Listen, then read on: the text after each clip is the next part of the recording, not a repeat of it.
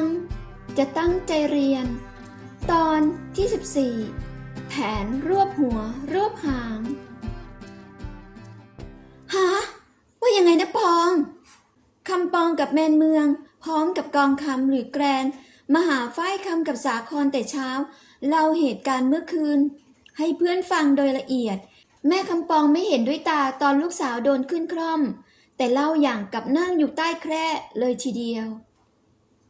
ไม่จริงมั้งสาครไม่เชื่อว่าปกป้องจะทำกับกองคำอย่างนั้นเอ้านี่พี่สาครหาว่าฉันใส่ร้ายตะป้องเหรอคำปองเดือดที่สาครแก้ตัวแทนลูกอย่างนั้นไม่ใช่อย่างนั้น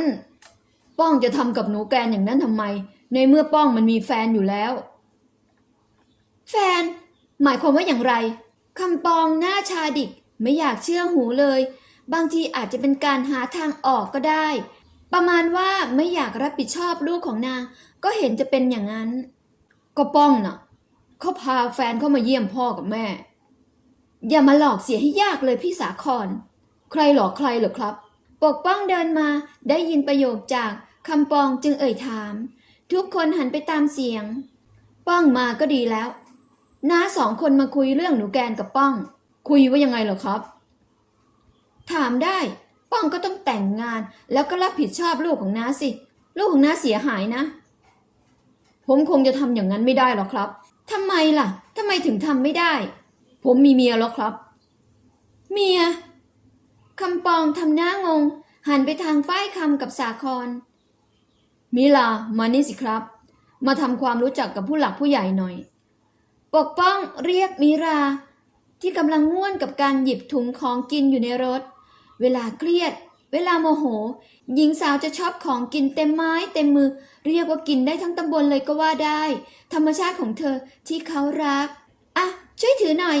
ไม่ช่วยถือของเลยนะสามีไม่ได้เรื่องเลยอ่ะนี่ไงครับน้าคำปองน้าเมืองภรรยาผมไม่เชื่อตาป้องมีแฟนตอนไหนอีลูกเว้นทำไมไม่บอกแม่แอบหยิกแกรนไปทีนึงลูกสาวสะดุ้งเจ็บจี๊ดแต่ไม่กล้าลองนี่ครับใบทะเบียนสมรสทั้งคู่โชว์ใบทะเบียนสมรสที่ไปจดกันมาบาดๆเมื่อคืนหลังจากกลับมาจากบ้านแกรนปกป้องรบเร้าให้มิลาไปจดทะเบียนสมรสเพื่อความสบายใจทำเพื่อลูกที่เกิดมาจะได้มรดกและสินสมรสของพ่อที่มีจำนวนมหาศาลเขายกเรื่องสมบัติเป็นตัวหวานล้อมมิราหญิงสาวไม่ได้นึกถึงเงินทองสักนิดจริงๆไม่นึกเลยไม่คิดว่าปกป้องจะรวยเวอร์เบอร์ใหญ่พอเขาพูดมาแบบนี้ก็ต้องรีบเด้งตัวเองจากที่นอนแต่งตัวงามๆออกจากบ้านไปอำเภอแต่เช้ารออะไรล่ะคะผัวเด็กทั้งหล่อและรวยแถมร้อนแรงอีกต่างหากต้องรีบมัดรีบจับให้มั่นคันให้อยู่คำปองดึงทะเบียนสมรสจากมือปกป้องมาอ่านดูเพื่อเป็นของปลอมนี่มันไม่ปลอมของจริงน่าจะเหมือนถึงไปทางลูกสาวขายขี้หน้าไปกลับบ้านคำปองลากลูกสาวกลับบ้านหยิกจนเนื้อเขียวถึงได้ยอมเดินตามที่ออกจากบ้านแต่เช้าไปจดทะเบียนกันเหรอลูกงั้นวันนี้เราก็มาฉลองสมรสกันดีไหมได้สิครับแม่กลับกรุงเทพผมจะไปขอคุณกับแม่ให้ถูกต้องนะครับไอเด็กบ้าที่ลบเล้าฉันไปจดทะเบียนเพราะแบบนี้ใช่ไหมเพราะรักต่างหากทำเนียนรูปทองมิราตัดพาดมาที่กันตานะคะนี่แกยังไม่ลาออกอีกเหรอยลดามาที่บริษัทลูกชายเดินสวนกับผู้จัดการฝ่ายขายพอดีราวกับเดินบนแคทวอล์กสวัสดีค่ะคุณแม่ไม่ต้องมาเรียกฉันว่าแม่ให้หนูเรียกเถอะค่ะก็ในเมื่อหนูเป็นว่าที่สะใภ้คุณแม่นี่คะฉันไม่ยอมรับคนกระจอกอย่างแกแน่คุณแม่ไม่ยอมรับหนูในฐานะสะใภ้ก็ไม่เป็นไรค่ะขอให้บอสรักหนูก็พอตายอดกำลังจะแต่งงานแกจะเป็นสะใภ้ฉันได้ยังไงนอกจากเป็นเมียน้อยบอสบอกว่ารักหนูมากที่สุดนี่คะตายหน้าไม่อายไล่ยังไงก็ไม่ไปหน้าแกนี่โบกด้วยปูนกี่ชั้นมีอะไรกันครับคุณแม่ยอดเดินมาเจอมารดายืนคุยกับกันตาหลังจากที่เขาส่งลูกค้าขึ้นรถเรียบร้อยอ๋อไม่มีอะไรแค่เดินมาทักทายพนักงานของลูกก็เท่านั้นเองบอสคะกันตาเดินไปยืนอยู่ข้างชายหนุ่มสอดมือประสานกับเขาต่อหน้ายนดา ยอดรู้สึกแปลกๆปกติกันตาไม่กล้าทำแบบนี้ต่อหน้าคนอื่นพอเธอแสดงออกแบบเนี้ยมันทำให้เขารู้สึกดีจึงบีบมือเธอตอบกลับยอดไม่รีบขึ้นไปทำงานล่ะยนดาดันหลังลูกชายให้รีบกลับขึ้นไปบนสำนักงานทีนี้ไม่ใช่แค่ยอดเดินไปคนเดียวสิกันตาเกาะแขนชายหนุ่มแน่นหนึบทำประชดแม่แฟนที่ช่างห่วงลูกชายยิ่งห่วงก็ยิ่งจะทำประชดผมรู้นะว่าคุณทำแบบนี้ทำไมประชดแม่ผมใช่ไหมพอก้าวเข้าไปในลิฟต์เขาก็ดึงเธอมากอดบอสจะทำอะไรคะยอดไม่ใช้ปากตอบแต่ใช้ปากทำอย่างอื่นแทนเขาจูบกันตาอย่างเร่าร้อนอยู่ในลิฟต์แอบเอื้อมมือกดชั้นสูงสุดของอาคารไม่ได้กดชั้นทำงานของตัวเองเพื่อใช้เวลาในการจูบกันตาให้นานที่สุดก่อนลิฟต์จะจอดดีใจจังที่คุณห่วงผมยอมต่อสู้กับแม่เพื่อความรักของเราไม่ใช่ซะหน่อยผมว่าใช่คุณรักผมงั้นเรารีบแต่งงานกันดีไหมแม่คุณไม่ยอมรักผมหรือรักแม่รักบอสสิคะงั้นก็รีบแต่งงานกันก่อนที่ผมจะถูกแม่จับแต่งงานค่ะยอดหยิบกล่องแหวนออกมาจากกระเป๋าเสื้อสูทคุกเข่าอยู่ในลิฟต์แต่งงานกับผมนะตาผมรักคุณอยากแต่งงานกับคุณมากบอสไม่คิดว่าเขาจะมารวดเร็วอย่างนี้ขอแต่งงานในลิฟต์ผู้นำเทรนมากแต่งค่ะกันตายกมือปิดปากร้องไห้อย่างกับนางงามได้มงลงหัวยอดสวมแหวนให้หญิงสาวอยู่ในลิฟต์จุมพิษหลังมือของเธอพอดีเป็นจังหวะประตูลิฟต์เปิดมีคนกดจากด้านนอก5 ชีวิตที่มายืนรอลิฟต์เห็นเหตุการณ์โรแมนติกพอดีจึงปรบมือร่วมกันยินดีกับ2 หนุ่มสาวงงอะไรกันหลีกยลดาแหวกทางสิ่งที่อยู่ตรงหน้าคือลูกชายยืนจูบกับนางกระจอกกันตาเห็นแม่สามีเดินมาจึงแกล้งจูบบอสดูดดื่มหนักหน่วงแถมยังแอบยกมือข้างซ้ายที่เพิ่งถูกสวมแหวนแต่งงานให้ยลดาได้เห็นกับตาหน้าด้านไร้อย่างอายยลดาดึงกันตาออกจากอ้อมอกลูกชายคุณแม่ขา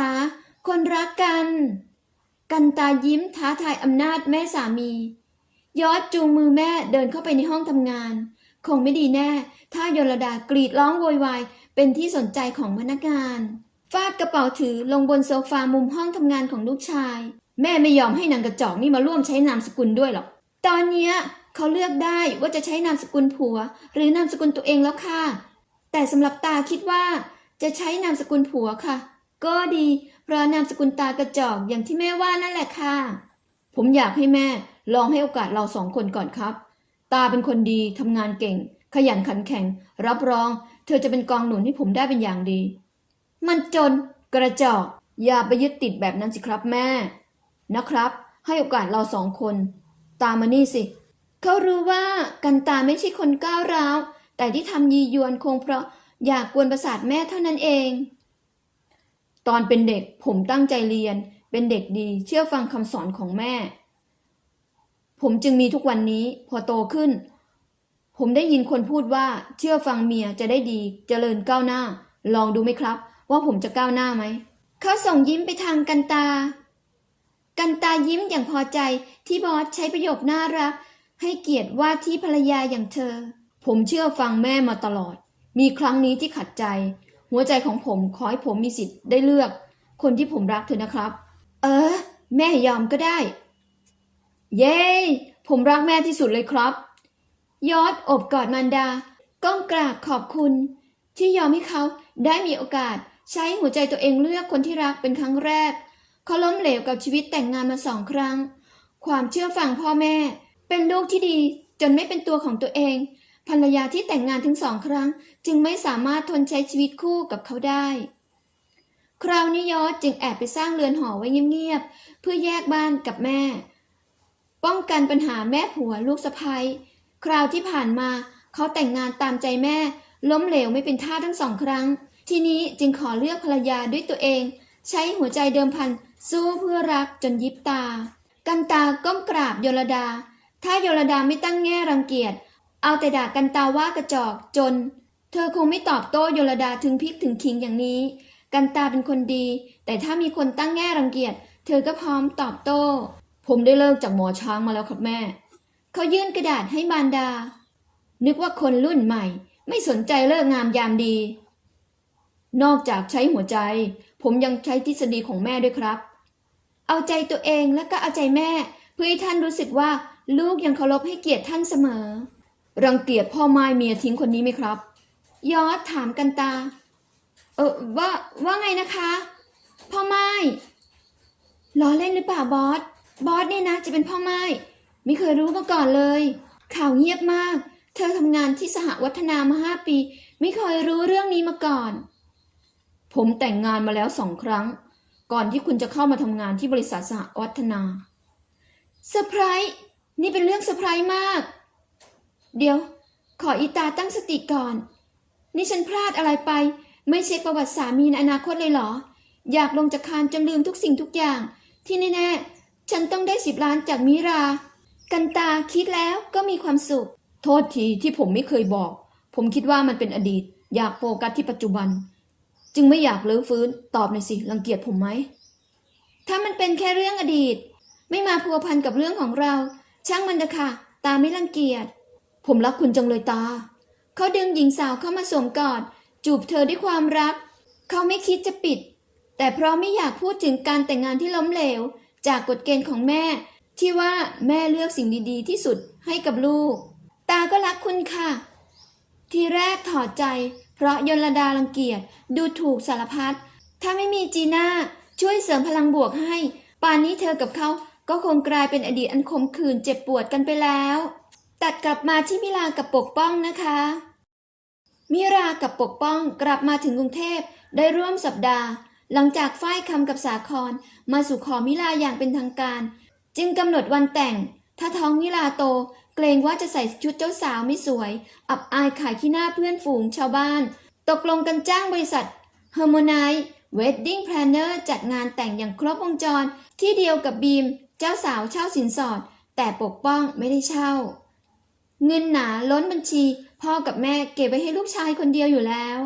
บ้านข้างๆเงียบเชียบอำพาไม่มารบกวนไม่เสนอหน้าคุยโวโอ้อวดเรื่องลูกสาวอีกเลยพูดไปก็สงสารปากพาจนแท้ๆอำพากับลูกย้ายไปแล้วล่ะ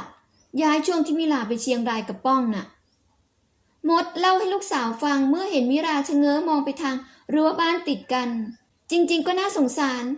คนแบบป้ามพานะคะแกคงมีปมอยากมีอยากอวดคนบางคนก็เป็นแบบนี้ขอให้ได้อวดได้ข่มคนอื่นอยู่แบบของเราดีกว่านะแม่หนูกับป้องเราตั้งใจจะจัดงานไม่ใหญ่เชิญแต่เพื่อนฝูงญาติสนิทหนูไม่อยากเอาเงินไปละลายเล่นกว่าจะหาได้แต่ละบาทอยากเก็บไว้ให้ลูกค่ะดีแล้วแม่ก็ไม่ชอบนักหรอกพวกจัดงานใหญ่โตสูญเงินเป็นล้านๆน่ะสุขภาพแม่เป็นยังไงบ้างคะอ๋อไม่มีอะไรน่าเป็นห่วงหรอกแม่ปลงแล้วแก่แล้วก็แบบนี้แหละมีโรคมีภัยเป็นเรื่องธรรมดานี่แหละคือเหตุผลหนึ่งที่หนูไม่อยากจัดงานแต่งใหญ่โตห่วงสุขภาพแม่ด้วยค่ะจ้าขอบใจที่คิดถึงแม่นะมดรู้สึกผิดอยู่ลึกๆทั้งหมดไม่ว่าเรื่องอาการป่วยเรื่องสุขภาพผลตรวจของมิราร่วมกันวางแผนกับหมอจอมพลทั้งนั้นสาธุขออย่าให้มิรารู้เลยรถใครน่ะคุ้นๆเหมือนรถหมอจอมพลเลยนะแม่น่าจะใช่นะมดชะเง้อมองไปยังหน้าประตูตามลูกสาวมิลาเดินไปเปิดประตูให้หมอจอมพลซึ่งกำลังเคลื่อนรถเข้ามาในบ้านด้านหลังมีรถอีกคันมาจอดต่อท้ายมิรายิ้มเบิกบานต้อนรับสามีทางนิตินัยและพฤตินัยอุ๊ยนางชะนีดีดดิ้นหน้าตกหมอพูดหยอกล้ออย่างหน้าหมันไส้กับเพื่อนผัวมานี่นาไม่ยิ้มได้ไงแถมเป็นผัวเด็กซะด้วยมิลาขิงใส่หมอจอมพล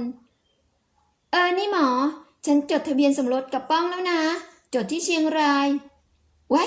ไวปรูดปราดป้องเขาเป็นห่วงลูกในท้องน่ะเลยต้องจดเป็นหลักประกันฉันกับลูกที่จริงเพราะเกิดเรื่องยายมีสแกรนต่างหากยินดีด้วยในที่สุดแกก็มีวันนี้มิรายิ้มดีใจกับคำอวยพรจากหมอเพื่อนรักแต่ยืนไม่นิ่งขยับยุกยิกอย่างกับปวดฉี่เดี๋ยวหยุดก่อนนั่นแกเป็นอะไรมดกัดหรือไงไม่รู้มันเหนียวเหนอะหนะยังไงพี่กลเหนียวแกไม่ได้ล้างน้องเหรอวะหมอขยับเข้ามาชิดกระซิบถามเป็นเชิงล้อเล่นตามภาษาเพื่อนก็ล้างนะอาบน้ำถูสบู่จนสะอาดแปลกๆเหมือนกำลังเป็นเมนมิลาขยับยุกยิกไม่หยุด ขาดความมั่นใจในตัวเองโดยสิ้นเชิงคนท้องไม่เป็นเมนจึงปัดความคิดนั้นทิ้งไปเข้าไปนั่งในบ้านก่อนสิฉันขอเข้าห้องน้ำแป๊บนะไม่ไหวจนต้องขอตัวเข้าห้องน้ำมีความรู้สึกว่ามีน้ำอุ่นๆไหลซึมเปียกกางเกงชั้นในไปเถอะเห็นแล้วรำคาญลูกกระตาหมอไล่เพื่อนสาวไปเข้าห้องน้ำกรี๊ดว้ายเสียงกรีดร้องดังลั่นอยู่ในห้องน้ำดังมาถึงด้านนอกทุกคนตกใจเสียงกรี๊ดเดาไปว่ามิราลื่นหกล้มทุกคนต่างลุกไปดูอย่างร้อนรนโดยเฉพาะปกป้องหัวใจไม่อยู่กับเนื้อกับตัวมิราเป็นอะไรล้มหรือเปล่าบอกผมหน่อยสิบอกเร็วเข้าเขาเป็นห่วงมิราจับใจแล้วก็ยิ่งในท้องของเธอมีลูกของเขาอยู่ด้วยความห่วงก็ยิ่งคูณสองหมอไอ้หมอมิราเรียกหาหมอจอมพลทำไมแกเกิดอะไรขึ้นบอกฉันสิบอกเดี๋ยวนี้ทุกคนเป็นห่วงแกนะเว้ยเสียงลูกบิดดังแกรกมิราก้าวออกมาสีหน้าตระหนกซีดเผือดปกป้องพุ่งเข้าไปประชิดตัวหญิงสาวค่อยๆพยุงออกจากห้องน้ำหมอเลือดฉันไหลหมายความว่าฉันแท้งใช่ไหมใจเย็นๆแกเย็นได้ยังไงถ้าฉันแท้งก็หมายความว่าฉันเสียลูกไปนะสิแกยังจะให้ฉันใจเย็นอยู่ได้ยังไงคือโอ้ยคันปากหมอจอมพลแอบสบตากับมดเอาไงดีแม่ถามแบบไม่มีเสียงกับแม่ของเพื่อนแม่ทำหน้าเยเกไม่มีคำตอบให้กับหมอผู้ชาญฉลาดและก็จอมวางแผนสุดยอดเหนือมนุษย์แกเคยได้ยินธรรมะที่ว่าโกรธคือโง่โมโหคือบ้าไหมวะแกต้องเคยได้ยินใช่ไหมมิลาแกได้ยินใช่ไหมมันเกี่ยวอะไรกับที่ฉันมีเลือดออกถ้าแกจะระงับความโกรธได้แกจะได้รับคำตอบที่กระจ่างจากฉันยิ่งพูดยิ่งงงมิลากับปกป้องมองหน้ากันหมอมันเป็นหมอประเภทไหนถึงได้ยกธรรมะมาอ้างก่อนรักษาคนไข้มันต้องสวดชินบัญชรก่อนไหมถึงจะลงมือรักษาเอาเลยไหมแม่หมอหันไปขอความเห็นจากมดท่านคือผู้ร่วมชะตากรรมในภารกิจหาสามีให้ลูกครั้งนี้เรียกได้ว่าเป็นผู้สนับสนุนอย่างเป็นทางการก็ว่าได้มาถึงขั้นนี้แล้วจัดเลยหมอน้ำเสียงมดงออย่างกับไก่เป็นโรคปกติมดจะเสียงดังฟังชัดซัดเป็นซัดเอาเป็นเอาให้รู้แล้วรู้รอดวันนี้มาแปลกทั้งหมอและแม่ฟังฉันนะมิลาหมอวางมือลงบนหลังมือเพื่อนฟังสิฟังไม่ฟังแกที่เรียนหมอมาแล้วจะให้ฉันไปฟังไอ้หมูปิ้งมันเหรอแกคือแบบว่าพูดสักทีสิฉันมีปัญหาอะไรฉันเป็นโรคร้ายใช่ไหมฉันจะอยู่ได้อีกกี่วันหรือเวลาเท่าไหร่ใจมิลาแทบจะหลุดออกนอกอกกลัวไม่ได้แต่งงานกลัวต้องจากปกป้องแกไม่ได้ท้องฮะว่าไงนะฉันจะไม่ได้ท้องได้ยังไงประจำเดือนฉันไม่มาแล้วฉันก็นอนกับปกป้องทุกอย่างมันพอดีกันหมดคือตอนนั้นที่แกเป็นลมมันน่าจะมาจากที่แกเครียดนอนน้อยอะไรแบบนี้แหละหมอจอมพลสั่งพยาบาลคนสนิทเอาไว้ว่าถ้าคนไข้ชื่อมิรามาตรวจที่โรงพยาบาลให้เรียกเขาห้ามตรวจเองโดยพลการห้ามบอกอาการของคนไข้ต้องให้หมอจอมพลคนเดียวเท่านั้นพยาบาลก็เชื่อทุกอย่างแล้วไงทำไมแกตรวจผลออกมาว่าฉันท้องล่ะคือทีแรกฉันก็ไม่อยากทำแบบนี้หรอกนะแล้วทำไมทำโนนหมอจอมพลบุ้ยใบไปทางมดแม่เกี่ยวอะไรกับเรื่องนี้ไหนพูดออกมาสิแม่ขอร้องนี่ฉันหลอกแกว่าแกท้องแกจะได้วิ่งกลับไปหาคนที่ทำให้แกท้องยังไงล่ะแม่คิดว่ามิลาท้องกับพี่ปรินนะสิที่ไหนได้ดันท้องกับลูกพี่ลูกน้องของปรินแล้วไงฉันท้องแล้วมันยังไงเหรอถ้าแกท้องกับพี่ปรินแม่ก็จะใช้วิธีจับแกแต่งงานกับพี่ปรินนะสิแต่พอแม่รู้ว่าแกท้องกับป้องแม่ก็ไม่ติดนะก็ได้อยู่ถึงจะเด็กกว่าหลายปีไปหน่อยแม่นับว่าเป็นคนแก่ที่ทันสมัยรับได้ทุกอย่างที่ประจำเดือนฉันไม่มาล่ะมันเกิดจากอะไรไอ้หมอแกพูดมาเดี๋ยวนี้คงเกิดจากแกเครียดน่ะกังวลกับปัญหาถูกกดดัน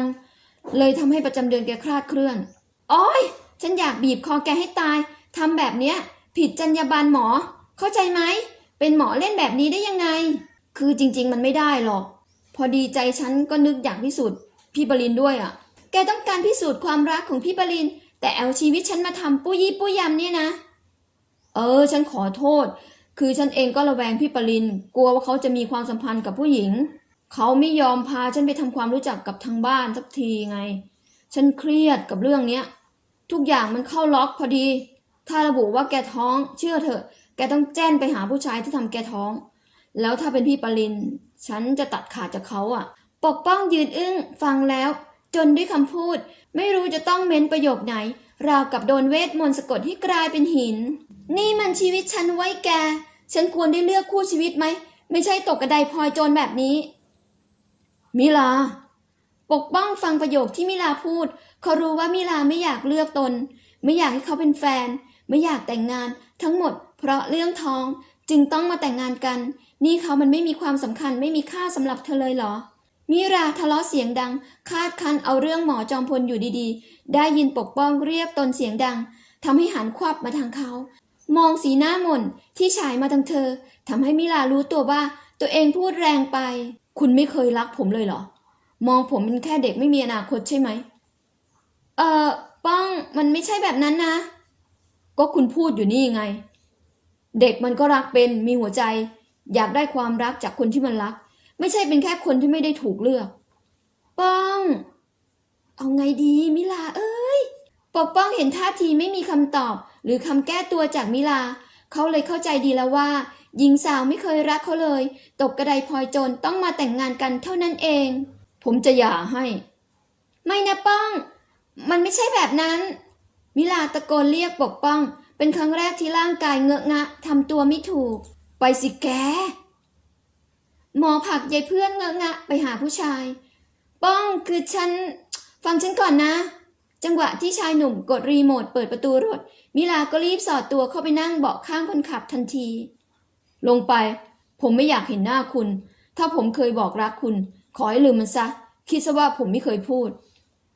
ฉันพูดไปแบบนั้นคือฉันไม่มีสติตอนนั้นฉันโกรธหมอโกรธที่หมอวางแผนบ้าๆเพื่อตัวเองแต่ไม่คิดถึงจิตใจคนอื่นถ้าคุณรักผมคุณจะไม่พูดประโยคแย่ๆแบบนั้นออกมาลงไปจากรถผมซะเขาไล่ด้วยความโมโหเอาละขับรถไปก่อนถึงเซเว่นหน้าปากซอยเราค่อยมาตกลงกันว่าจะเลิกกันหรือจะรักกันโอเคไหมเซเว่นไม่เดือดไม่ร้อนจริงๆผู้หญิงคนนี้